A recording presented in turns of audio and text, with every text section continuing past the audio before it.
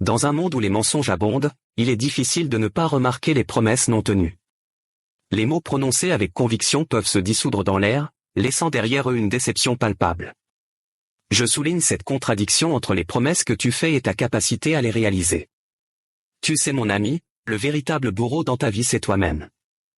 Dis-moi, depuis quand tu t'es dit que cette année, je vais m'engager, je vais commencer de nouveaux projets, je vais aller à la salle de sport, je vais suivre un régime alimentaire. Ce jour-là, est-ce que réellement tu t'es engagé dans ton nouveau projet? Est-ce que réellement tu as commencé tes business, ton régime alimentaire? J'en suis sûr que non, tu n'as même pas encore commencé. Donc, tu t'es fait des promesses que tu ne tiens même pas, qui ne te servent absolument à rien.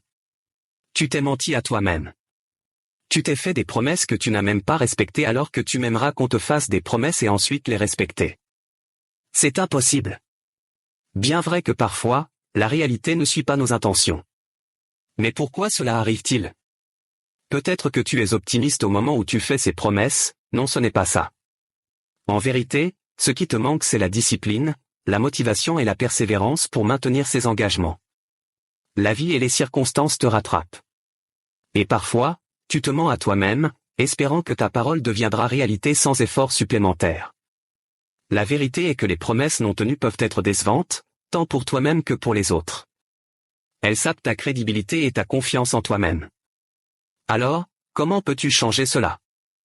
Il faut toujours être réaliste, plutôt que de faire des promesses grandioses, concentre-toi sur des objectifs réalisables. Fixe des attentes réalistes et travaille progressivement vers ces buts. Deuxième chose. Engage-toi envers toi-même, si tu dis que tu vas faire quelque chose, fais-le. Traiter tes promesses envers toi-même avec autant de sérieux que si elles étaient faites à quelqu'un d'autre. Troisième chose. Apprends de tes échecs, si tu ne tiens pas tes promesses, analyse pourquoi.